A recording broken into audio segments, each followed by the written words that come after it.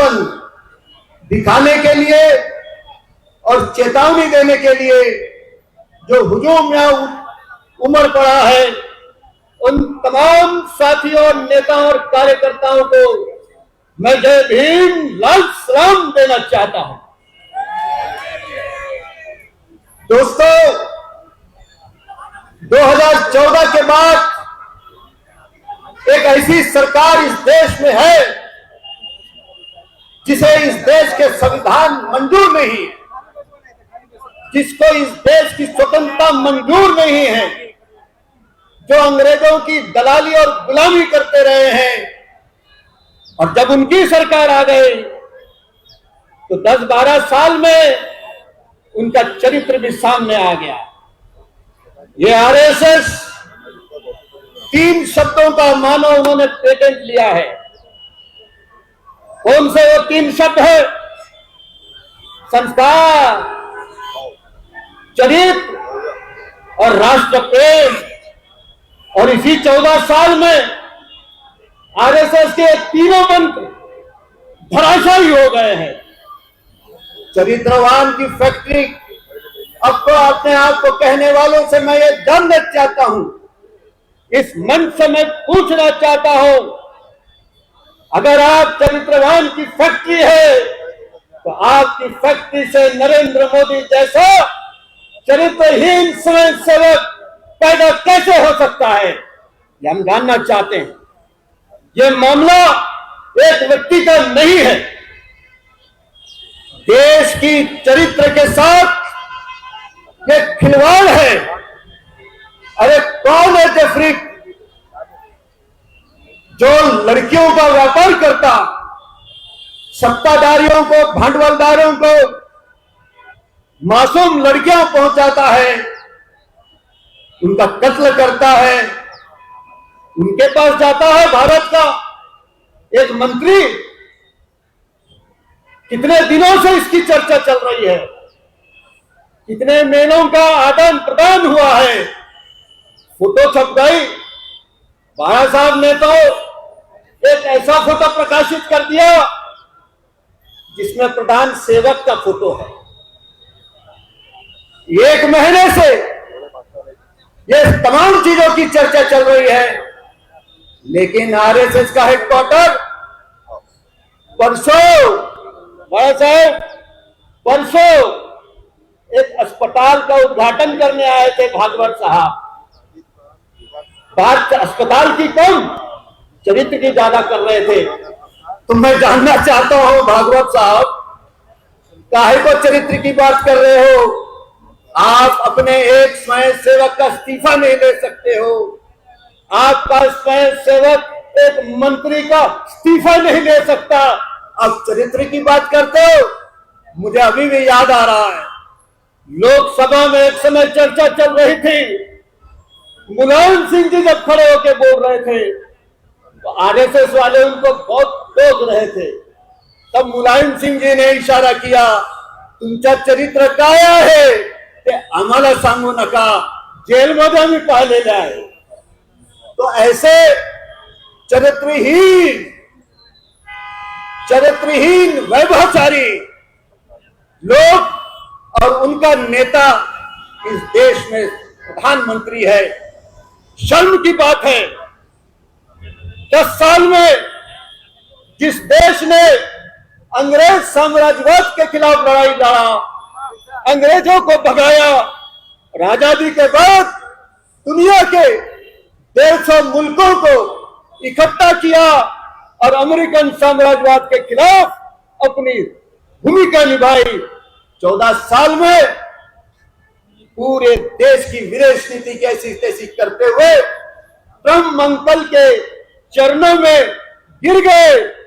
ये देश के साथ खिलवाड़ है दोस्तों, ये इस देश की संप्रभुता के साथ खिलवाड़ है, इस देश के संविधान के साथ खिलवाड़ है। इसलिए ये नारा सही है, मोदी हटाओ, मोदी हटाओ, अरे मोदी हटाओ। अरे भाई, जो शुरू हुई है जैसे नदी की धारा जैसे जैसे बढ़ती है वो विकराल रूप धारण करती है। आने वाले 2-3 सालों में पूरे देश के अंदर एक राजनीतिक संघर्ष, एक वैचारिक संघर्ष जिसके वो शिल्पकार बाबा साहेब अम्बेडकर है, बनेगी। और मोदी हटाओ आने वाले दिनों में भाजपा हटाओ की ओर हम जाएंगे। इतना कहते हुए मैं अपने 2 शब्द समाप्त करता हूं। धन्यवाद। जय हिंद।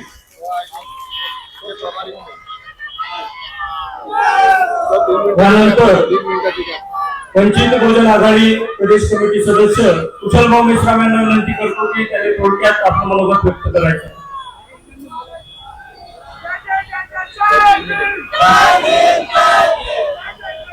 आरएसएस विरोधातील या विशाल जनाक्रोश मोर्चाचे प्रमुख नेतृत्व करणारे वंचित बहुजन आघाडीचे राष्ट्रीय अध्यक्ष ऍडव्होकेट बाळासाहेब आंबेडकर, अखिल भारतीय राष्ट्रीय काँग्रेस पक्षाचे हर्षवर्धनजी सपकाळ, या मंचावर उपस्थित सर्व सन्माननीय पदाधिकारी मित्रहो, हा मोर्चा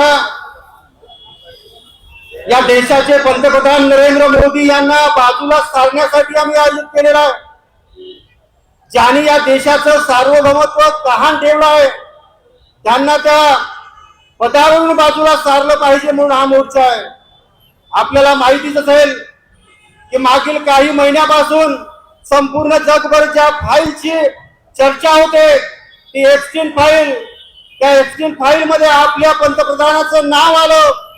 तो बलात्कारी एप्स्टीन फाईल मध्ये ज्या आपल्या पंतप्रधानाचं नाव आलं त्यामुळे आपल्या देशाची प्रतिमा ही जगभरात खराब झालेली आहे मित्रांनो।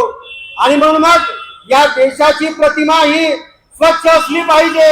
यासाठी ती जर स्वच्छ ठेवायची असेल तर आपल्याला या देशाच्या पंतप्रधानांना त्या पंतप्रधान पदावरून बाजूला काढावं लागेल। आणि म्हणून मग भारतीय जनता पक्षाचे हे जे पंतप्रधान आहेत श्री नरेंद्र मोदी हे राष्ट्रीय स्वयंसेवक संघाचे 20 ते 25 वर्ष संघ प्रचारक राहिलेले आहेत।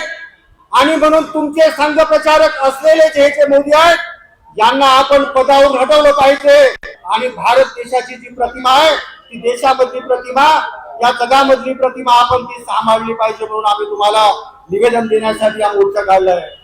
आम्हाला आरएसएसला सांगणं आहे की ज्या नरेंद्र मोदींनी या देशाचं सार्वभौमत्व संपवलं, आम्ही कोणत्या देशाशी काय करार करावा हे जर आम्हाला अमेरिकेचे राष्ट्राध्यक्ष ट्रम्प सांगत असतील आणि त्यांच्या इशाऱ्यावर आमच्या देशाचा पंतप्रधान जर नाचत असेल तर मग आम्ही संपूर्ण भारतवासी म्हणून आम्ही एक मागणी करतो की या भारतीय जनता पक्षाचे भारताचे पंतप्रधान नरेंद्र मोदी यांचा आपण राजीनामा घेतला पाहिजे।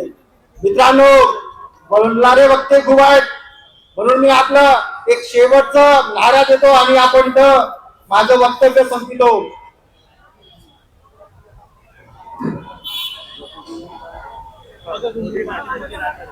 मी तुम्हाला पग घुंगरू बांधे, आपण म्हणाल मोदी नाचे रे, पग घुंगरू बांधे, पग घुंगरू बांधे, पग घुंगरू बांधे, नाचा मोदी हटवलाच पाहिजे, नाचा मोदी हटवलाच पाहिजे। धन्यवाद। धन्यवाद भाऊ। त्यानंतर काँग्रेस कमिटीचे नागपूरचे आमदार सन्माननीय विकास ठाकरे साहेबांना विनंती करतो की त्यांनी आजच्या या सभेला संबोधित करायचं आहे। आमदार विकास ठाकरे साहेब।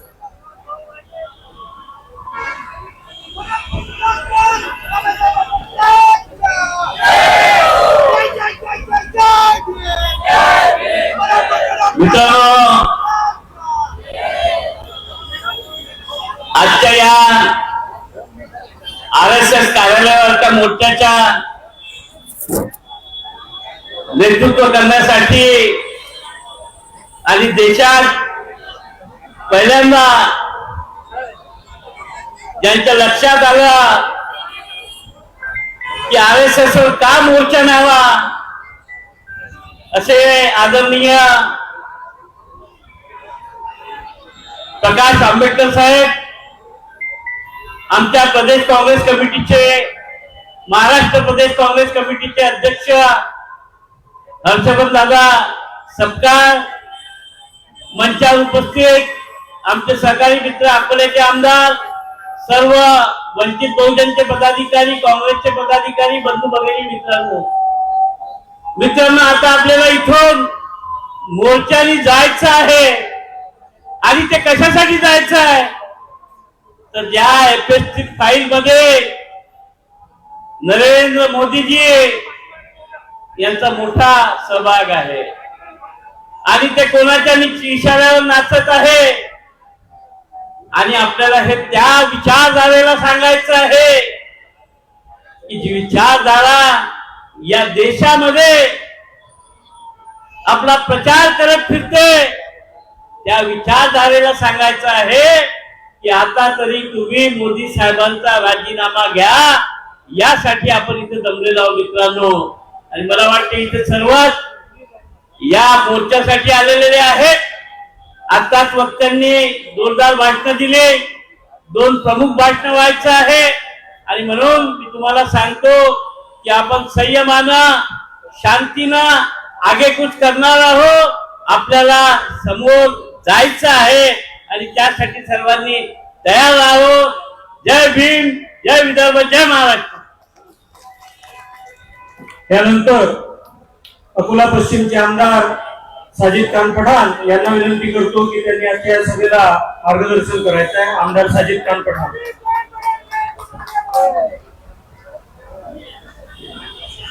जय भीम, जय महाराष्ट्र. कि हो लाख सितम सही बद्दुआ हम नहीं देंगे, हो लाख सितम सही बद्दुआ हम नहीं देंगे. ये धरती माँ है, इस माँ को दगा हम नहीं देंगे. हमें तो जगाना है सिर्फ नींद में सोने वालों को, फिर जिनके दर खुले उन्हें दस्तक नहीं देंगे. और तोड़ के आ जाओ ये फिरका परस्तों की दीवारों, तोड़ के आ जाओ ये फिरका परस्तों की दीवारों को, फिर जो तुमसे आगे है तुमको जगह नहीं देंगे. ये धरती माँ है, इस माँ को दगा हम नहीं देंगे. मैं कुछ बोलने से पहले सबसे पहले वंचित अघाड़ी के हमारे नेता, मेरे शहर के नेता, विदर्भ के नेता, पूरे महाराष्ट्र के नेता प्रकाश जी आंबेडकर साहब का शुक्रिया अदा करना चाहता हूं कि उन्होंने आज ऐसा ऐतिहासिक पल खड़ा है. बड़े बड़े लोग थक गए कांग्रेस और वंचित के एक मंच पे लाने के लिए, लेकिन वो आपने गब्बर सिंह की पिक्चर देखी होंगी शोले, उसके अंदर एक डायलॉग था कि गब्बर के ताप से अगर कोई बचा सकता है तो वो सिर्फ गब्बर. तो बाला साहब ने चाहे कि अब वक्त है कांग्रेस को साथ में लेने का. इस देश के अंदर एक होने की बात आई है. बात यहां तक नहीं, इस देश का प्रधानमंत्री एक्शन फाइल में नाम लेकर इस देश का नाम बदनाम किया है. तो सत्ता के लिए बाला साहब ने एक कदम नहीं उठाया, न कांग्रेस ने बाला साहब से हाथ इसलिए नहीं मिलाई कि हमें सत्ता चाहिए. हमें इस देश के अंदर जो नंगा नाच कर रही है आरएसएस के माध्यम से भारतीय जनता पार्टी जो राज कर रही, उसका ये नंगा नाच खत्म करने के लिए नागपुर के अंदर आरएसएस के मोर्चे के ऊपर ये झंझट कटा. ये आज ऐतिहासिक पल वंचित अघाड़ी और कांग्रेस का मैं इतिहास गवाह, मैं इस इतिहास का साक्षी बनने के लिए आया हूं कि ऐसे मुबारक वक्त में खड़ा हूं जहां देश की बदनामी के लिए यहां से आवाज उठी है कि वो नरेंद्र मोदी जो देश का सर्वा बना बैठा है, जिसने विश्वगुरु बनने की बात कही थी, आज वो स्ट्रीम फाइल में नाम लाके पूरे देश में बदनामी का एक टीका हमारे सर पे लगाया है. वो टीका धोने के लिए बाबा साहब अम्बेडकर के नातों प्रकाश जी अम्बेडकर ने जो पहल की कांग्रेस का साथ, एक दूसरे के साथ में खड़े रह के हम अम्बेडकर साहब को विश्वास दिलाते हैं. साहब इस देश पे जब जब भी आंच आई या जब जब भी आएंगी, जब भी आप आवाज देंगे, पूरी कांग्रेस पार्टी, कांग्रेस का एक एक कार्यकर्ता, कांग्रेस का एक एक नेता आपके साथ लगातार खड़े रहेगा. मैं बड़े बड़े लोगों को बोलना है, मुझ छोटे आदमी को आज बोलने का मौका मिला, मैंने बोल दिया हूं. लेकिन मैं आपसे कहना चाहता हूं कि ये लोग तो सब एक हो गए, लेकिन हमको दुआ करना है कि ये गठबंधन जब तक नहीं टूटना चाहिए, जब तक मोदी गद्दी से ना उतरे. ये गठबंधन सिर्फ सत्ता के लिए नहीं, इस देश में जो हिंदू मुस्लिमों को बांटने का काम किया जा रहा है, जो मॉब पुलिसिंग के नाम पे दलित और मुस्लिमों को मारने का काम किया जा रहा है। जो मेरे नेता राहुल गांधी ने कहा था कि मैं इस देश के अंदर नफरत के माहौल में मोहब्बत की दुकान खोलना चाहता हूं, वो दुकान जगह जगह एजेंसी देने का काम प्रकाश जी अम्बेडकर ने आज नागपुर से शुरू किया है। मैं सलाम करता हूं अम्बेडकर की उस सोच को। और इस शेर के साथ में अपने अल्फाज खत्म करता हूं कि दलितों मुफलिसों का था सहारा लिख दिया मैंने, दलितों मुफलिसों का था सहारा लिख दिया मैंने, तो सच्ची बात थी काशिफ खुदारा लिख दिया मैंने। कि किसी ने मुझसे पूछा कि मसीहा का नाम तो बता, तो हिंदुस्तान के परचम पे भीमा लिख दिया मैंने। जय हिंद, जय भीम। त्यानंतर वंचित बहुजन आघाडीचे प्रदेश उपाध्यक्ष फारुक अहमद सरांना विनंती करतो की आपण पक्षाच्या वतीने आणि भारतीय राष्ट्रीय काँग्रेस कम्युनिस्ट पक्ष आणि आपल्या बरोबर असलेल्या सर्व सहकारी पक्षाच्या वतीने जे निवेदन दिलेलं आहे त्या निवेदनाचं वाचन फारुक अहमद सर करणार आहेत। मी फारुक अहमद सरांना विनंती करतो की त्यांनी निवेदनाचं वाचन करायचं। मैं माफी चाहूंगा, यहाँ पे अम्बेडकर साहब का इतना वर्चस्व बड़ा है कि मैं मेरे अध्यक्ष का नाम भूल गया, जबकि मेरे अध्यक्ष ने मुझे आदेश दिया था कि साजिद तुम्हारी जगह संविधान वहां पे अधिवेशन में नहीं, नागपुर में आओ, अधिवेशन छोड़ो, नागपुर में जाके हाजिर रहो। तो मैं मेरे अध्यक्ष के आदेश से आया हूँ। मैं माफी चाहता हूँ अध्यक्ष महोदय, जो आपका नाम लेना भूल गया, मुझे वापिस आप ही के साथ में रहना है।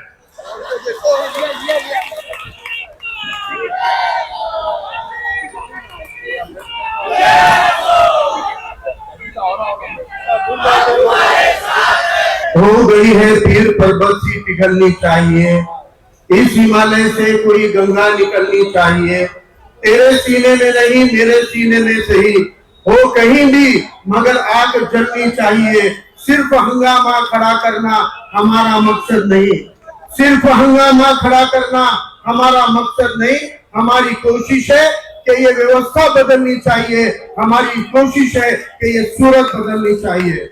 सभी महामानवों को विनम्र अभिवादन करता हूं। आज पूरी दुनिया में हम देख रहे हैं अमेरिका और इजराइल के खिलाफ एक देश लड़ रहा है, उस देश का नाम ईरान है। ईरान के एक भी नेता का नाम एप्स्टीन फाइल में नहीं है। वो देश लड़ रहा है और हमारा नमूना मुजरा करने को इजराइल में जा रहा है। ईरान को लड़ना ईरान तय करता है और भारत पाकिस्तान से लड़ेगा कि जंग रोकनी है, ये ट्रंप ट्वीट करके बताता है। ऐसी सूरत में आज यह आंदोलन, यह चेतावनी देने के लिए आदरणीय बाबा साहब अम्बेडकर जी के और सरकार साहब के नेतृत्व में यहाँ निकाला गया है। हमने 19 मार्च को मोहन भागवत जो सत्संग चालक है उनको एक पत्र आदरणीय बाड़ा साहब और सरकार साहब के दस्तखत से भेजा था। उस पत्र का जवाब मोहन भागवत ने अब तक नहीं दिया है, इसलिए आज इस मंच से हम वो पत्र आप तक साझा कर रहे हैं, वो पत्र आपको पढ़कर सुना रहे हैं और इस मंच से हम उस पत्र को सार्वजनिक करने की घोषणा करते हैं। भाइयों, ये पत्र की शुरुआत से पहले एक बात ध्यान में रखिए, तथागत से लेके छत्रपति शिवाजी महाराज और बाबा साहब तक समता विषमता का जो संघर्ष था, यह आंदोलन महज संघर्ष के लिए नहीं है, यह आंदोलन एक धर्म या जाति के या किसी समूह के अधिकार के लिए नहीं है, यह आंदोलन किसी राजनीतिक पार्टी के हित के लिए नहीं है, यह आंदोलन अपने भारत की सार्वभौमिकता को बचाने का आंदोलन है, यह आंदोलन हमारे भारत के स्वतंत्रता को बचाने का आंदोलन है। इसलिए इस आंदोलन की गरिमा हमें बनाए रखनी है। मैं इस पत्र में लिखे हुए सभी मुद्दों को आपके सामने साझा कर रहा हूं। विषय नरेंद्र मोदी के कॉम्प्रोमाइज होने के बावजूद आरएसएस की खामोशी पर सवाल उठाने के लिए 23 मार्च को होने जा रहे जन आंदोलन के संदर्भ में मोहन भागवत जी सरसंघ चालक आरएसएस, हम वंचित बहुजन आघाड़ी, भारतीय कम्युनिस्ट पार्टी, भारतीय राष्ट्रीय कांग्रेस, आम आदमी पार्टी, सभी धर्मनिरपेक्ष और लोकतंत्रवादी जन संगठनाएं एवं पक्ष, इनके पदाधिकारी, सदस्य और कार्यकर्ता आपको इस पत्र के जरिए ये इत्तला करते हैं कि हम हजारों अन्य लोगों के साथ आज सोमवार 23 मार्च 2026 को नागपुर में आपके मुख्यालय के सामने एक शांतिपूर्ण एवं अमन पसंद जन प्रदर्शन कर रहे हैं। हम आमतौर पर उन गैर रजिस्टर्ड, गैर नोंदणीकृत संस्थाओं को खत या पत्र लिखते नहीं हैं। भारतीय कानूनों के तहत रजिस्टर नहीं है ऐसी संस्थाओं को हम पत्र लिखते नहीं है। लेकिन नरेंद्र मोदी के कॉम्प्रोमाइज्ड नेतृत्व में देश की मौजूदा और बेहद संजीदा हालात और आपके उस राजनीतिक किरदार की वजह से जिसमें आपने नरेंद्र मोदी को उनके वर्तमान मुकाम तक पहुंचाया, हम अपना ही प्रोटोकॉल तोड़ते हुए यह खत आपको लिख रहे हैं। जब नरेंद्र मोदी का नाम एप्स्टीन फाइल से जुड़े ईमेल में सामने आया है, तब आरएसएस खामोश क्यों है? इन ईमेल में जिनका जिक्र साफ साफ दिखता है, फिर भी प्रधानमंत्री अमेरिका के इशारों के मुताबिक काम कर रहे हैं और हमारे देश की विदेश नीति के मामले में जेफरी एस्टन सलाह दे रहे हैं, तो तब भी मोहन भागवत आप खामोश क्यों हैं? जब नरेंद्र मोदी ने अमेरिका के साथ राष्ट्रहित के खिलाफ व्यापार समझौता किया, तब आरएसएस खामोश क्यों है? हमारे प्रधानमंत्री नरेंद्र मोदी अमेरिका के दबाव और नीति ब्लैकमेल के आगे झुक गए, जिससे ये साफ होता है कि हमारी सॉवरेनिटी, आर्थिक आजादी, पॉलिसी बनाने की आजादी और सुरक्षा, ये सब सवालों के घेरे में है और ये फैसले देश के फायदे की बजाय अमेरिका की मर्जी के लिए जा रहे हैं। नरेंद्र मोदी ने महंगे राफेल जहाज बिना उसका सोर्स कोड लिए क्यों खरीदे और इस पर आरएसएस क्यों खामोश है? ये सोर्स कोड 2025 के भारत पाकिस्तान जंग में भारत के लिए एक बड़ी मुश्किल साबित हुआ। खबर ये भी थी कि जंग में एक राफेल को मार गिरा दिया गया था। ये राफेल भारतीय सीमा के अंदर या बाहर गिरा, क्या यह सवाल मोहन भागवत आपने मोदी से पूछा है? क्या आपने मोदी से इसका जवाब मांगा? इंडियन एयरफोर्स के पास राफेल का सोर्स कोड नहीं है, इसलिए वो अपनी तरफ से राफेल की थ्रेट लाइब्रेरी अपडेट नहीं कर सकती, जिसमें नए पाकिस्तानी या चीनी रडार सिग्नेचर शामिल हो सके। और इस डील में 100% टेक्नोलॉजी ट्रांसफर भी शामिल नहीं है। ये ज्यादा से ज्यादा एक स्क्रू ड्राइवर असेंबली का कॉन्ट्रैक्ट है। मोदी ने महंगे और 4.5 जनरेशन के राफेल खरीदे, जबकि रशिया ने ऑफिशियली सस्ता और 100% टेक्नोलॉजी ट्रांसफर वाला advance 5th generation fighter Su-57E का ऑफर दे रखा था। ये सब साफ लगता है कि अमेरिका के दबाव में राफेल का सौदा हुआ है। जब नरेंद्र मोदी का नेतृत्व साफ रूप से कॉम्प्रोमाइज्ड है, तब आरएसएस खामोश क्यों है? ये बात किसी से छुपी नहीं है कि आरएसएस भाजपा के राजनीतिक नेताओं का वैचारिक स्रोत और ट्रेनिंग ग्राउंड है और पार्टी के एजेंडा और जमीनी स्तर पर संगठन निर्माण में इसकी बहुत बड़ी किरदार है। आसान लफ्जों में कहें तो भाजपा में सारा नियंत्रण, सारा कंट्रोल आरएसएस के पास है। आरएसएस ने मोदी को बाद स्वयं से प्रचारक और फिर संभाग प्रचारक तक तैयार किया और बाद में उन्हें भाजपा में नियुक्त किया, जहां उन्होंने नगर निगम चुनावी अभियान के आयोजन से मुख्यमंत्री और मुख्यमंत्री से लेके एनडीए की ओर से प्रधानमंत्री पद के उम्मीदवार बनाने तक का सफर तय किया। आरएसएस ने नरेंद्र मोदी को तराशा और खड़ा किया और वे आज भी नीतिगत मामलों में उनसे सलाह लेते हैं।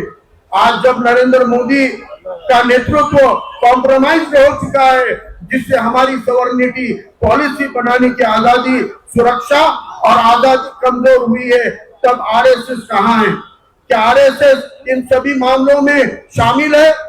आज जब भारत फिर से किसी बाहरी ताकत पे असर में आने की कगार पर है, आरएसएस फिर एक बार खामोश क्यों है?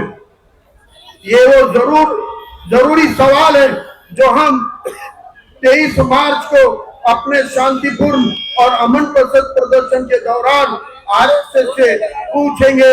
हमें उम्मीद है आरएसएस हमारे इन जरूरी सवालों के जवाब पूरे देश को देगी। धन्यवाद। प्रकाश अंबेडकर साहब, अध्यक्ष वंचित बहुजन आघाड़ी, हर्षवर्धन सुक्कार, अध्यक्ष महाराष्ट्र कांग्रेस, इनके सिग्नेचर से यह पत्र जारी किया है। आप सभी का धन्यवाद। जय हिंद, जय भीम, जय संविधान, तकबीर, अल्लाह अकबर। हे निवेदन संघाच्या कार्यालयात पोहोचलेलं आहे, रिसिव्ह आलेली आहे आणि आता मोर्चाच्या संदर्भात आपल्या समोर वंचित बहुजन आघाडीचे युवा नेते सुजातदादा आंबेडकर येणार आहेत। एकदा जोरदार टाळ्या होऊन जाऊ द्या। सुजातदादा आपल्या आजच्या सभेला मार्गदर्शन करणार आहेत। मी त्यांना आपल्या टाळ्यांच्या जोरदार आवाजात इथे बोलवतोय। सुजातदादा आंबेडकर।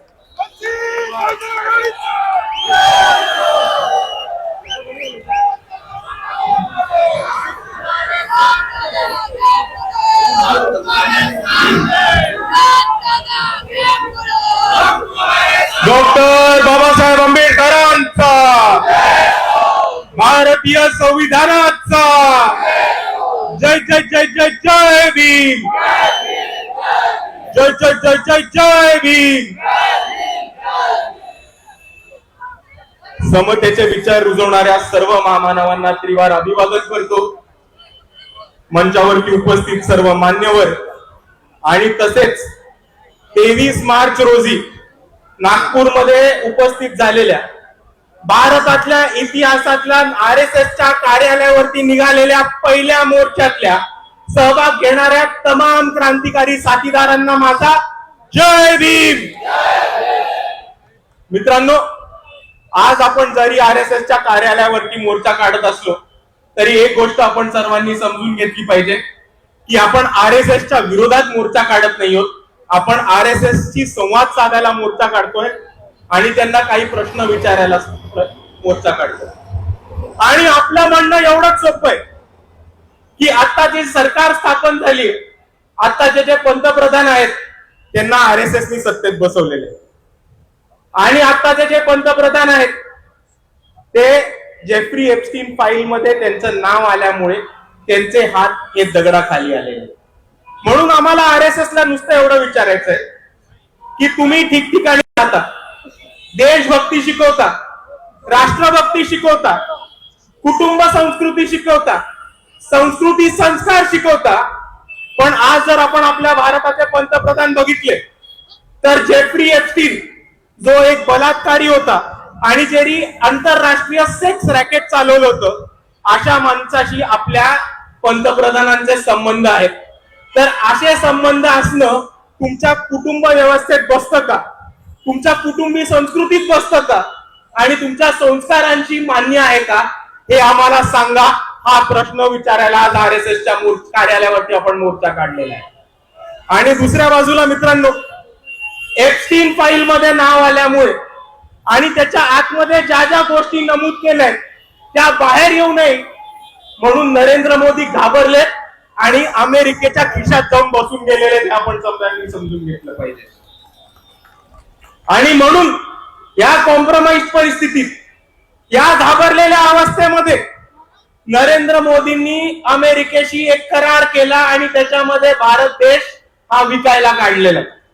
आपले जितके पण उद्योगपती आहेत, स्मॉल स्केल इंडस्ट्रियलिस्ट आहेत, शेतकरी आहेत, या सगळ्यांचं मोठ्या प्रमाणात या अमेरिकेशी केलेल्या करारामध्ये नुकसान होतंय। आणि म्हणून आरएसएसला आम्हाला हा प्रश्न विचारायचा आहे की जो पंतप्रधान या भारत देशाला उभा विकायला निघतो, तो पंतप्रधान तुमच्या देशभक्तीच्या व्याख्येमध्ये बसतो की नाही हे आम्हाला सांगा आणि याचं उत्तर तुम्हाला आम्हाला द्यायलाच लागणार आहे। आणि म्हणून मित्रांनो, आज या मोर्चाच्या माध्यमातून आपण आरएसएसला हेच सांगायला चाललोय की सत्ता तुमची आहे, पंतप्रधान तुम्ही बसवलेत, खासदार तुम्ही बसवलेत, घरोघरी प्रचारक तुमचे जातात, भाजपसाठी मत मागतात, अर्धी आरएसएस मधलं निघालेली लोक ही बीजेपीची टॉप लिडरशिप आहे। आणि तेवढंच नाही तर पंतप्रधान तुमच्या इकडे येतात, शस्त्रपूजा करतात आणि सरसंघचालकांच्या पायात सुद्धा पडून जातात। आणि म्हणून आम्ही RSS ला एवढंच सांगतो की 5 वर्ष सत्ता तुमची आहे, सत्ता तुमच्याकडेच राहणार आहे, पण या देशातल्या मुली पळवणाऱ्या, एका बलात्काराशी संबंध ठेवणाऱ्या आणि ह्या भारत देशाला उभा विकणाऱ्या पंतप्रधानाला तुम्ही पाठिंबा देणार आहात का? का तुम्ही सच्चे देशभक्त बनून या पंतप्रधानाला हटवणार आहात? एवढं आम्हाला सांगा, आम्ही तुमच्या उत्तराची वाट बघतो. एवढं म्हणून मी माझे 2 शब्द थांबवतो. जय भीम, जय संविधान. त्यानंतर आपण शेवटची 2 भाषणं होणार आहेत. त्यापूर्वी आपल्याला एक सूचना आहे की तिथे डाव्या बाजूला संत सैनिक दल आहे. साहेबांचं भाषण संपल्यानंतर मोर्चा जो प्रारंभ होणार आहे, साहेब आणि सर्व नेते मंडळी डाव्या बाजूने समोरच्या चौकापर्यंत जातील. तिथून डाव्या बाजूला मोर्चा जाईल आणि पुढे मग संघाच्या मुख्यालयाकडे तो मार्गस्थ होणार आहे. इथे असलेल्या संत सैनिक दलाला सूचना आहे की साहेबांचं भाषण संपल्यानंतर मोठा योग करून सर्व नेते मंडळामध्ये घेऊन आपल्याला हा मोर्चा मार्गस्थ करायचा आहे. त्यानंतर मी महाराष्ट्र प्रदेश काँग्रेस कमिटीचे सन्माननीय अध्यक्ष हर्षवर्धन सपकाळ साहेबांना आवाज देतो की त्यांनी येऊन आजच्या या मोर्चाला मार्गदर्शन करायचं आहे. सन्माननीय हर्षवर्धन सपकाळ साहेब.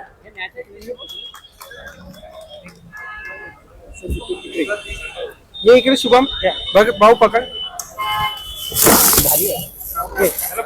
तिथेच राहू द्या ना, बाहेर ठीक आहे.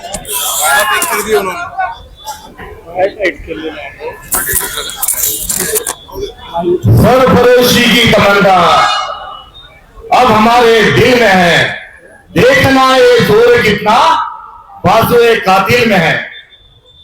हा आजच्या या मोर्चाचा एकंदरीत हेतू गाभा एवढंच नसून या आजचा जो दिवस आहे, आजचा दिवस शहीद भगतसिंग, शहीद राजगुरू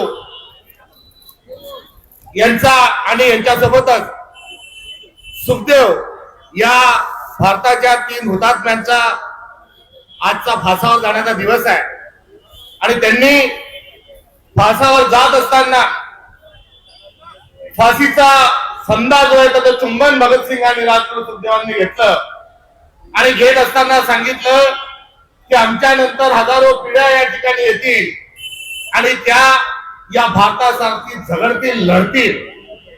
आणि आज या शहीदांच्या शहादतला अभिवादन करत असताना, भारताच्या महान संविधानाला शिरसावंत मानत असताना, सोबतच तथागत गौतम बुद्धांचा जो धम्म आहे, त्यांनी प्रज्ञाशील तरुणाचा दिलेला जो संदेश आहे, त्या संदेशाला आत्मसात करण्याचा प्रयत्न तथा महात्मा गांधींनी सत्य आणि अहिंसेच्या सोबत संवादाला जो मार्ग तुम्हाला आपल्याला दाखवला, त्याला साक्षीला ठेवत आज 23 मार्च रोजी आपण संविधान चौकातून आपण राष्ट्रीय स्वयंसेवक संघाच्या मुख्यालयाकडे चाललो. हे चालणं नुसतं चालणं नाही, हे बोलणं नुसतं बोलणं नाही, तर या सर्वाचा जो आशय आहे, या सर्वांकरता असणारी पार्श्वभूमी आहे आणि हा तुमच्या माझ्या वाडवडिलांचा वारसा जो आहे तो आज आपल्या कार्यक्रमाचं अधिष्ठान आहे. आणि या अधिष्ठानाला निर्माण करण्याच्या अनुषंगाने आणि आज जो वेळ आलेली आहे, आजची जी समय, आजचा जो राष्ट्र धर्म आहे, आजचा जो युग धर्म आहे, तो युग धर्म आहे मोदीला खाली खेचलंच पाहिजे. आणि याचा विचित्र विकृत अशा एका माणसाला देशाचा पंतप्रधान असताना म्हणण्याची आम्हाला लाज वाटते आहे. म्हणून जो राष्ट्रीय स्वयंसेवक संघ आहे तो केवळ संघ नाही, मुंह में राम आणि बगल में छुरी नाही, तर करता करविता सर्वे सर्वा हा राष्ट्रीय स्वयंसेवक संघ आहे आणि भारतीय जनता पक्ष ही त्याची सावली आहे. आणि आज त्या संघ कार्यालयाला जाऊन जो वारसा मी आपल्याला सांगितला त्याची प्रतिष्ठा आणि त्या संस्कारातून जाऊन जात विचारला पाहिजे, ही भूमिका स्वीकारून आदरणीय बाळासाहेब उपाध्याय प्रकाश आंबेडकर साहेबांनी आज या संपूर्ण मोर्चाचं आणि एकंदरीत या कार्यक्रमाचं आयोजन नियोजन केलं. त्यांच्या नेतृत्वात आपण आज जा विचारायला जात आहोत आणि जाब विचारण्याचा मागचा आशय काय, तर एक विचित्र आणि विकृत माणूस या देशाचा पंतप्रधान आहे. भाई और बहिणो, असं म्हणून सातत्याने जो खोटं बोलला, त्या खोटं बोलण्यातल्या काही भागाला आपल्याला माफ करता येईल, विसरून जाता येईल. त्यांनी सांगितलं की तुम्ही मला निवडून द्या, अच्छे दिन येतील. आता म्हणायची वेळ आली आहे, तुझे अच्छे दिन तुझ्याजवळ ठेव, कोई लौटा दे मुझे बीते हुए दिन. मात्र अच्छे दिनाचं गाजर दाखवलं हे आपल्याला विसरता येईल. आपल्या सगळ्यांच्या खात्यात 15-15 लाख रुपये टाकणार होता हे आपल्याला विसरता येईल. मात्र दरवर्षी 2 कोटी रोजगार तू म्हणत असताना आता आपल्या तरुणांच्या बेरोजगारांच्या हातावर हा तुरी देत आहे ते आपल्याला माफ करता येणार नाही. स्वामीनाथन आयोगाची अंमलबजावणी करू आणि शेतकऱ्याला शेतमालाच्या लागत मूल्यापेक्षा 1.5 पट भाव देऊ असं सांगणाऱ्या या फसव्या मोदीला तुम्हाला आपल्याला माफ करता येणार नाही. ही शृंखला बरीच मोठी आहे. मात्र हे सर्व होत असतानाच आता एक किळसवाना प्रकार हा जो घडतोय आणि सत्ता आणि संपत्तीच्या मस्तीमध्ये आता संस्कृतीला मूठ माती देऊन विकृती जी आहे त्या विकृतीला नरेंद्र मोदी यांनी जवळ स्वीकारलाय. आणि ही विकृती म्हणजे किळसवाणी आहे. आपला पंतप्रधान हा विदेशात जाऊन ठुमका धरतो, त्याचा संदर्भ कुठेतरी नाताशी येतो, कुठेतरी लैंगिक शोषणाच्या असणाऱ्या रॅकेटचा एक तो भाग म्हणून आपला नाव त्या ठिकाणी कोरतो. आणि या सर्वांच्या अनुषंगानं आता हा पंतप्रधान असतं हा देशाची मान खाली जाणार आहे. म्हणून भाजप ज्याची सावली आहे त्या राष्ट्रीय स्वयंसेवक संघाला आज आम्ही कुठेतरी साकडं नव्हे तर कुठेतरी जाब विचारायला नव्हे तर आम्हाला त्यांना सांगायचंय की एरवी तुम्ही फार आवडता, राष्ट्रभक्त स्वतःला जाणवता, तुम्ही आवडता, सभ्यता, सुसंस्कृती, संस्कार वगैरे वगैरे वगैरे बरेच मोठे शब्द वापरता. आता आपण एवढे जे बोलता त्याच्या अगदी विपरीत तुमचा हा बगलबच्चा हा नरेंद्र मोदी हा आता विकृत पद्धतीने वागत आहे. आणि असा एक संस्कृती बुडवा, एक भारताची सभ्यता बुडवा पंतप्रधान हा असताना तुम्ही मुख गिळून गप्प का? वास्तविक पाहता बाळासाहेब आज आपल्याला संघ कार्यालयामध्ये जायचं होतं. आपण सांगितलं होतं की संघामध्ये जायचं आणि मोहन भागवतजींना भारताचं महान संविधान जे आहे हे त्यांना भेट द्यायचं आणि भारताचा जो तिरंगा आहे, भारत के आन बान शान आपला तिरंगा, हे दोन ज्या आपला स्वाभिमान असणाऱ्या आणि भारतीय नागरिकांना या त्याच्या प्रतीकाबद्दल जीव वाळून टाकत असताना आणि प्रसंगी बलिदान देण्याकरता अभिमान वाटतो. या 2 गोष्टी आपल्याला त्यांना सरसंघचालकांना मिळून द्यायच्या आहेत. मात्र सरसंघचालक जे आहेत ते सकाळच्याच विमानाने बरे दिल्लीला चालले गेले. अरे तुम्ही कशाला घाबरता अरे मोहन भागवतजी? तुम्ही बहुजनांना घाबरता, संविधानाला घाबरता, तिरंग्याला घाबरता की अजून कोणाला घाबरता? आम्ही तर काय आमच्याजवळ बंदुकी नाहीत आणि येऊन तुम्हाला शिवीगाळ हलक्या भाषेत कराव ना हमारा वैसा किरदार है, ना आदत है, ना हमारी नियत है, ना फितरत है. आम्ही आपल्याशी बोलायला येतो म्हटल्यानंतर तुम्ही तर आम्हाला म्हणायला पाहिजे होतं की उन्हाचा वेळ आहे, जेवण कराल का पनट ठेवू का लस्सी तुम्हाला घ्यायची आहे असं आपण बोलायला पाहिजे होतं. कारण आम्ही पण भारतीयच आहोत, आम्ही या देशातलेच आहोत. आता मूळ या देशातले आहोत म्हणून मी आता खुरापत काढत नाही.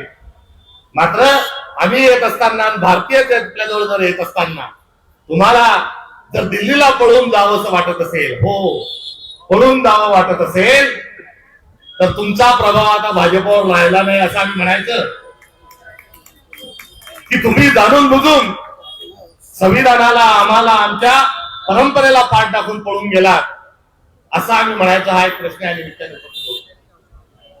पंतप्रधान नरेंद्र मोदी 2014ला पंतप्रधान झाले आणि पळत पळत पळत पळत लगोलग नागपूरला आले आणि रेशीम बागला गेले आणि सांगितलं मी संघाचा कार्यकर्ता आहे आणि संघामुळे मी या देशाचा पंतप्रधान झालेलो आहे आणि हा माझा नव्हे तर संघाचा विजय आहे. आता हे तुम्ही 14ला म्हणाले, 11 वर्ष आलेच नाही. 11 वर्षानंतर पुन्हा आले.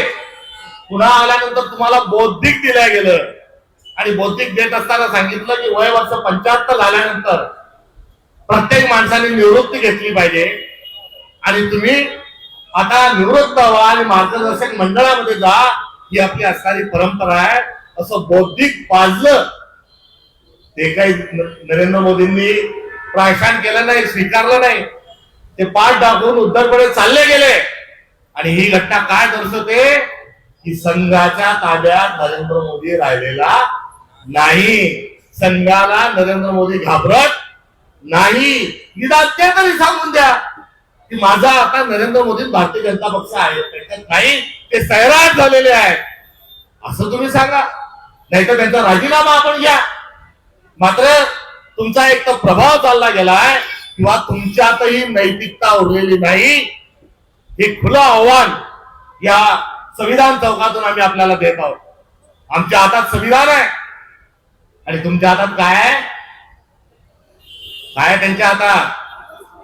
ऐकून नाही आलं, तिथपर्यंत गेलं पाहिजे. आमच्या हातात भारताचं महान संविधान आहे. तुमच्या हातात काय आहे? घ्यायला तर तुम्ही आमचं संविधानही घेऊन टाकता हो. मात्र तुमच्या पोटात काय आहे, तुमच्या हृदयात काय आहे, तुमच्या डोक्यात काय आहे, तुमच्या ओठात काय आहे हे आम्हाला सगळ्यांना माहिती है. ये पब्लिक है, ये सब जानती है. अंदर क्या है बाहर क्या है ये सब पहचानती है. 14 तळ्याला 100 वर्ष होत आहे. बाबासाहेब गेले 14 तळ्याचं पाणी टाकलं आणि या देशातला अन्याय अत्याचार शोषित समाजाच्या वंचित समाजाचे मुक्त जाते बाबासाहेब आंबेडकरांनी भूमिका घेतली. त्या ठिकाणी 99 वर्ष होताना फडणवीसही गेले. त्या ठिकाणी त्यांनी या चळवळीचा उल्लेखही गौरवही केला. मात्र प्रशासनात खुर्चीवर येऊन जेव्हा बसता तेव्हा हे गाडीचे चाक उलटे फिरवायला लागलेले आहेत.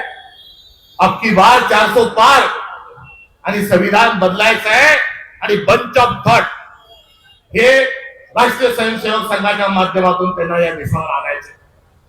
त्यावेळेस 400 आले नाही. थोडक्यात कुठेतरी आपण कमी पडलो, संवादाला कमी पडलो, समजून घ्यायला कमी पडलो. मात्र त्यावेळेस आले नाही. अलबत्त हा विषय कुठेतरी येणाऱ्या काळात या गोष्टीच्या अनुषंगानं ठोस स्वरूपाची भूमिका घेण्याचा आहे आणि ती भूमिका मी आदरणीय बाळासाहेबांसोबत घेण्याकरता कटिबद्ध आहे. मात्र ही संख्या 400ची आली नाही. मात्र नरेंद्र हा मोर्चा का? हा मोर्चा भारतीय जनता पक्षावर, संघावर, मोदीवर तोडफोड देण्याचा नाही. आज काय चाललंय, आपण सर्वजण जे आहोत हे संविधान प्रेमी आहे. संविधान प्रेमी आहोत याचा अर्थ काय? तर याचा अर्थ हा आहे की आपल्याला लोकशाहीवर विश्वास आहे, आपल्याला समतेवर विश्वास आहे, बंधुत्वावर विश्वास आहे, सामाजिक न्यायावर विश्वास आहे, प्रत्येक व्यक्तीचा सन्मान राखला गेला पाहिजे हे मूल्य आपल्याला सर्वांना मान्य आहे. आणि या भूमिकेतून आपण इथे येत असताना आपली जी लढाई आहे, ज्यांना समता मान्य नाही त्यांना अजूनही उतरंडी हवी आहे. शोषित समाज जो आहे त्याच्या डोक्यावर बसण्याकरता मुठभर लोक आजही आसुसलेली आहे. धर्मसत्ता त्यांना त्यांच्या जवळ आहे, राजसत्ता त्यांच्या जवळ त्यांना हवी आहे. याचे फासे चालणं सुरू झालेलं आहे, काउंटडाऊन सुरू झालेलं आहे. निवडणूक आयोग खिशात, न्याय प्रणाली खिशात, ईडी खिशात, सीबीआय खिशात, सीआयडी खिशात, निवडणूक आयोग खिशात. या सर्व गोष्टी खिशात घालणं म्हणजे आपल्या संविधानाच्या पाठीत खुपसलेला हा खंजीर आहे. आणि या देशातली लोकशाही संपवून हुकुमशाही आणत असताना पुन्हा मनुवाद या देशामध्ये आणण्याकरता आपल्याला धर्माची आणि जातीची आपुची गोळी खाऊ घातला जात आहे. यावेळेस मी आज सकाळी आदरणीय माझ्याशी बोलताना सांगितलं, बोलत असताना एक संवाद झाला की हे केवळ फासिस्टची नाही, ही केवळ मनुवादाची, की आपल्या गरगदाचा, आपल्या नळणीचा घोट घेण्याकरता आपल्याला आपल्या किरबाद त्यांनी केवळ पकडलेला नाही, तर आपला आता घसा आवळण्याच्या प्रक्रियेमध्ये एक हात हा मनुवाद्यांचा आहे आणि दुसरा वाद हा पुंजीवाद्यांचा आहे, पुंजीपतींचा आहे. हा देश अडाणी आणि अंबानीसाठी या देशाचा पंतप्रधान आणि या महाराष्ट्राचा मुख्यमंत्री हा पाणी भरतो आणि यांचा जो आवडलेला आपल्या गड्यापुरता जो फास आहे हा लोकशाहीचा आहे, संविधानाचा आहे. या दोघांना पासून आपल्याला कुठेतरी संघर्षाची भूमिका ही घेतली पाहिजे. त्यामुळे इथे उन्हात आम्ही बसलेलो नाही, बाळासाहेब उन्हात या ठिकाणी बसलेले नाही, ते उन्हात तळपत आहेत. त्यांच्या माध्यमातून प्रज्ञा आपल्याला सर्वांमध्ये निर्माण व्हावी आणि त्या प्रज्ञेतून आपण आपल्याला देशासाठी मरमिट्टे केली आहे, संविधान पे मरमिट्टे केली, आपण सर्वांनी पुढे गेलं पाहिजे. आणि आज जर आपण थांबलो, आज खऱ्याला खरं आपण जर म्हटलं नाही तर येणारा काळ आपल्याला हा माफ करणार नाही. फक्त मी शाहू फुले आंबेडकरांचा कार्यकर्ता, माझ्या घरात सर्व हे महामानव आहे.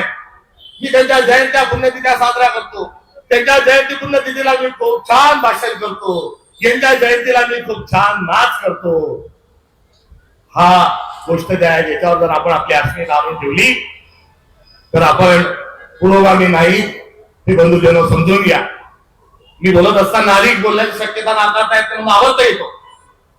मगर मुझे शर्म आती है कि इस देश का पंतप्रधान ये सिलेंडर है. नरेंद्र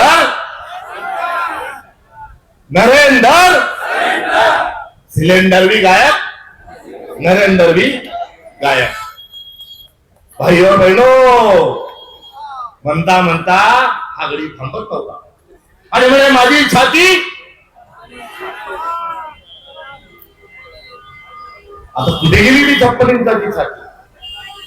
ऑपरेशन सिंदूर सुरू होतं, भारताची आर्मी पाकिस्तान मध्ये घुसते आणि तिथून एक फोल येतो तात्याचा. काय त्या तात्याचं नाव? तात्याचा फोल येतो आणि तात्या म्हणतो सिलेंडर.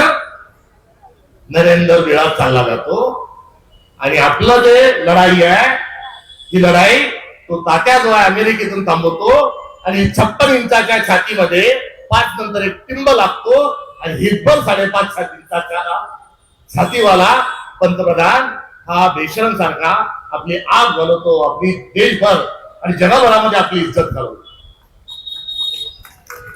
एप्स्टीन फाईल नावाचा सुजातदारांनी आता अत्यंत वस्तुनिष्ठ स्वरूपात आपल्याला हा वापर काय एकत्रित आलोय सांगितलंय. एप्स्टीन फाईल पण सांगितली आहे. बाळासाहेब पार्लमेंटरी आणि अनपार्लमेंटरी शब्द जे आहेत त्याची डिक्शनरी आदरणीय बाबासाहेब आंबेडकरांनी तयार करून ठेवली आहे. त्याच्यामध्ये एप्स्टीन हा शब्द अनपार्लमेंटरी आहे भाऊ. आणि एप्स्टीन असा उल्लेख राहुल गांधींनी पार्लमेंटमध्ये केला तो स्पीकर म्हणतात नो एप्स्टीन, नो बैठ जाओ माइक बंद होतो. ऐसा आखिर है क्या? एप्स्टीन फाइल में देश जानना चाहता है कि इस एप्स्टीन फाइल में ऐसा है क्या कि नरेंद्र हमारा सिलेंडर हो जाता है, सिलेंडर भी गायब हो जाता है और नरेंद्र भी गायब हो जाता है. ऐसा एप्स्टीन फाइल में है क्या? एप्स्टीन फाइल की जब चर्चा चलती है पार्लियामेंट में, एप्स्टीन फाइल पर सवाल पूछे जाते हैं और इस देश का लोकसभा का नेता प्रतिपक्ष राहुल जी कुछ बुनियादी मुद्दे आपके हमके सामने खड़े करते हैं और भरी सभागार में संसद में नरेंद्र मोदी तो चुपचाप मुंडी नीचे डालकर सुनते हैं. इस देश की मीडिया को, इस देश के नागरिकों को, इस देश के विपक्ष के आंखों में आंखें डालकर बात करने की हिम्मत इस सिलेंडर मोदी में नहीं है. वो नीचे गर्दन डालते हुए संसद में बैठते हैं और जैसी संसद जो है उस संसद का काम रोका जाता है तो उठ के भाग के चले जाते हैं और फोन लगाते हैं. उनका फोन उनके आका मोहन भागवत जी को लगाते थे तो हम समझ सकते हैं, मगर उन्होंने वो फोन मोहन भागवत जी को नहीं किया. उन्होंने वो फोन किसको किया? एक हमारे महाराष्ट्र में पहले विंचू तात्या नाम का एक बड़ा फेमस किरदार था, मगर विंचू तात्या से भी एक बड़ा एक तात्या अभी आ गया है. उन्होंने फोन उठाया और तात्या को लगा दिया, ट्रम्प तात्या को, और बोले तात्या आई एम सिलेंडर. और अमेरिका के साथ जो ट्रेड डील है उसमें दस्तखत कर दिए. उस ट्रेड डील में क्या है? एप्स्टीन फाइल में जो है उस एप्स्टीन फाइल की जो काली हरकतें हैं उससे ये हमारा प्राइम मिनिस्टर इतना डरा हुआ है कि किसानों के पीठ में जंजीर कसने का काम ये नरेंद्र मोदी ने ये अमेरिकन ट्रेड डील के माध्यम से किया। अब अमेरिका से जो किसान हमारे जो फसल यहाँ पर उगाता है उस किसान की फसल को दाम नहीं मिलेगा, क्योंकि अमेरिका का सारा जो सब्सिडाइज जो माल है वो हमारे पास आ जाएगा। हमारे सोयाबीन की फसल को दाम नहीं, हमारे चने के फसल को दाम नहीं, कपास को नहीं, धान को नहीं, फलों को नहीं, और हमारा पूरा जो किसानी है वो बर्बाद करने के काम ये मोदी ने सरेंडर होने के कारण किया है। और ऐसा क्या क्या है कि ऑपरेशन सिंदूर में हमारा प्राइम मिनिस्टर सरेंडर हो जाता है, ऐसा फाइल में क्या है कि अमेरिकन ट्रेड डील भी हो जाता है, और ऐसा उस फाइल में क्या है कि वर्षों से हमारा जो मित्र रहा है ईरान, उसकी भी उसके नेताओं के और वहां की सादत पर कुछ बोलने के लिए नरेंद्र मोदी तैयार होते नहीं। ऐसा आखिर उसमें है क्या, ये सवाल को उठाते हुए आज राष्ट्रीय स्वयंसेवक संघ के कार्यालय पे हम जा रहे हैं। हमारा और उनका केवल मतों की भिन्नता नहीं, तो सिरे से हमारी जो है हमारा झगड़ा है वो वैचारिक स्वरूप का झगड़ा है, और इस झगड़े को बरकरार रखते हुए, क्योंकि हमारे सपनों का भारत ये हमारा संविधान का भारत, संविधान को अभिप्रेत भारत निर्माण के लिए हम कटिबद्ध है, और आप संविधान को तोड़ने के लिए और फिर से मनुवाद लाने के लिए आप कटिबद्ध है। ये हमारा और आपका जो पुश्तैनी जो झगड़ा है, पुश्तैनी का मतलब क्या है कि ये झगड़ा तथागत गौतम बुद्ध जी ने लड़ा और उन्होंने मनुवादियों के खिलाफ हमें धम्म दिया। महावीर ने इस लड़ाई को लड़ा और उन्होंने प्रज्ञाशील करुणा के साथ साथ विनय विचार आचार का एक बहुत बड़ा चिट्ठा देते हुए महावीर ने भी उस जंग को लड़ा, बसवेश्वर जी ने उस जंग को लड़ा, चक्रधर स्वामी ने उस जंग को लड़ा, और संतों की जो हमारी परंपरा है उस सारी संतों की परंपरा में तुकाराम हो, गणेश हो, एकनाथ हो, सारे संतों ने भी उसी को लड़ा। उसी को शिवशाहू फुले अम्बेडकर ने लड़ा, गाडगे महाराज, तुकोजी महाराज ने लड़ा। ये हमारी परंपरा है और ये परंपरा का हमारा आपका झगड़ा पुराना रहा है। अगर आज आप नैतिकता की सौगात देते हो, आज आप नन्हे विप्र विश्व में हो चुके हो, एक तो आप नरेंद्र मोदी का इस्तीफा लो, अन्यथा आपका संगठन जो है वो बर्खास्त करो, ऐसी मैं यहाँ से मांग करता हूँ। यहाँ पर राष्ट्रीय स्वयंसेवक को बर्खास्त करके उसका रजिस्ट्रेशन करके उसमें भारत का संविधान स्वीकारते हुए तिरंगा लहराते हुए काम करने की सौगात मैंने यहाँ से उनके 100 साल जब पूरे हुए याच मंचावरून याच ठिकाणावरून जेव्हा संविधान स्वीकारा की विनंती करण्याच्या अनुषंगानं आणि आपलं राष्ट्रीय स्वयंसेवक बरखास्त करा यासाठी इथून सेवागावांपर्यंत पदयात्रा गेली होती। त्या पदयात्रेच्या वेळेस मी जेवलो होतो, आपल्या परवानगीने त्याचाही पुनरुच्चार करतो। तेव्हा माझ्यासोबत तुषार गांधी होते आणि आज मी ज्यांच्यासोबत आहे ते प्रकाश आंबेडकर साहेब इथे आहेत। त्यामुळे एकदा गांधी सोबत आलो, एकदा आंबेडकरांसोबत आलो, असा एक अनुभव या वर्षभरात मला या ठिकाणी जो माझ्या वाट्याला आलाय त्याचा निर्वाह करण्याचं शब्द मी या ठिकाणी आपल्याला देतो। आणि सत्य शेवटी मोहन भागवतजी, मोदींचं आपलं काय आहे नाही आहे त्याचा खुलासा झालाच पाहिजे। मात्र हे महाराष्ट्राचे मुख्यमंत्री आहेत ना, हे तुमचे खूप लाडके आहेत।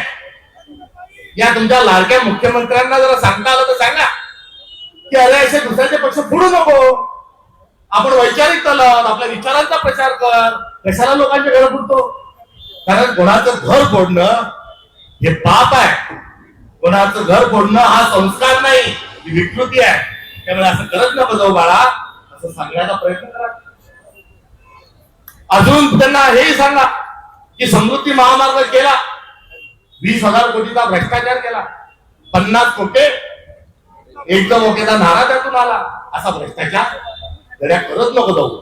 आणि शक्ती महापीठ एक काढतोय म्हणे महाराष्ट्राचे मुख्यमंत्री, कोणासाठी तर जे उत्खनन करायचं गडचिरोलीचे कार्यकर्ते आले, गडचिरोलीचं उत्खनन करायचं आणि ते उत्खनन करून तिथला सर्व जो माल आहे, सर्व जे खनिज आहेत हे समुद्रापर्यंत घेऊन जायचे, बंदरातून विदेशात लंपास करायचे।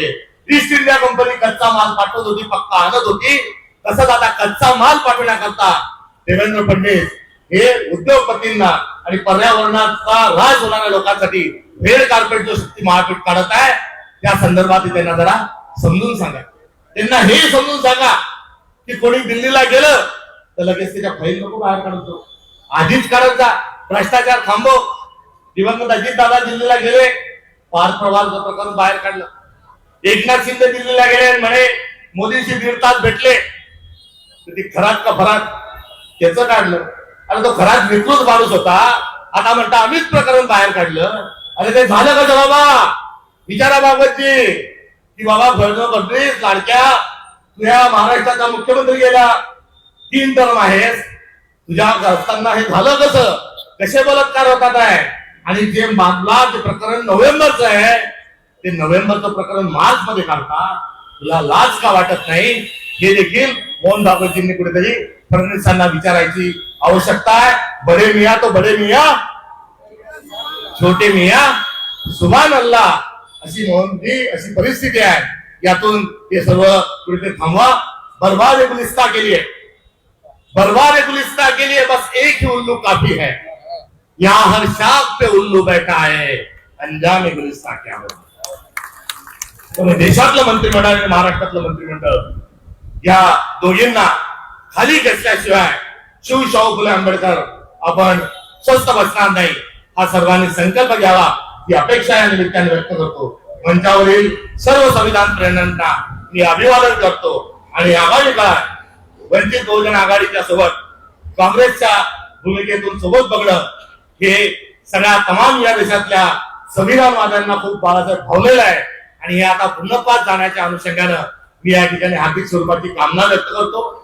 माझ्या वाक्यांचा तळ्याचा कडकडाट व्हायला पाहिजे अशा पद्धतीने आता गेला काय नाही. तुमच्या मनातलं बोललं का माझ्या मनातलं बोललं? त्या संस्थेवर आपल्याला जायचं आहे. ते संविधानिक त्यांची नोंदणी नाही म्हणून आम्हाला अमान्य एका बाजूला, मात्र आमच्या एका हातात धम्म आहे, दुसऱ्या हातात राष्ट्रपिताचा संदेश आहे. आणि या अनुषंगाने आम्ही चर्चेस तयार आहोत.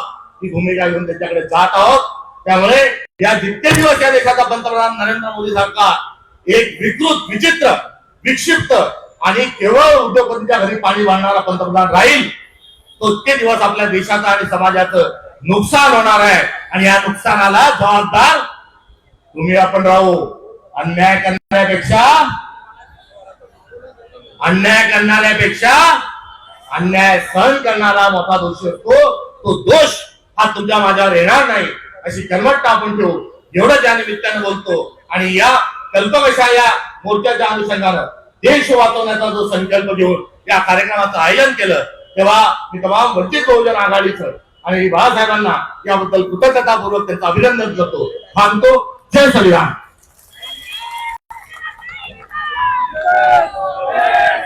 मी इथे उपस्थित सर्व लोकांचे एक बाबीकडे लक्ष वेधू इच्छितो की मी एक नारा देणार आहे की नाम नरेंद्र, तुम्ही म्हणायचं आहे काम सरेंदर.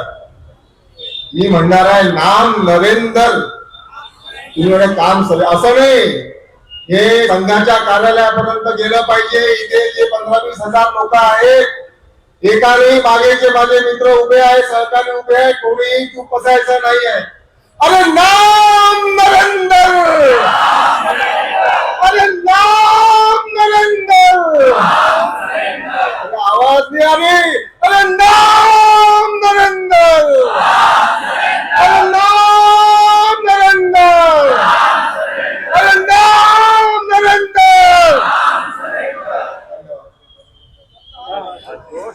अब जिस शेर की दहाड़ सुनने के लिए पूरे महाराष्ट्र से हम तमाम लोग जमा हुए हैं, ये अलग बात के खामोश खड़े रहते हैं, फिर भी जो लोग बड़े हैं वो बड़े रहते हैं.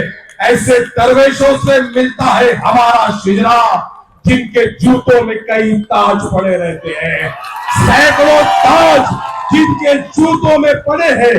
ऐसे आदरणीय बाबा साहेब अम्बेडकर अभी आपके बीच में, जब भी देश पुकारेगा एक अम्बेडकर दहाड़ेगा. जब भी देश पुकारेगा एक अम्बेडकर दहाड़ेगा.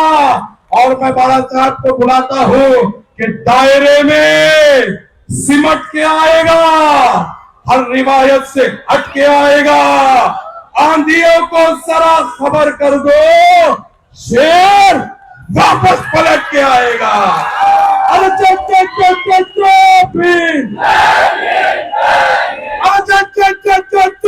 भीम,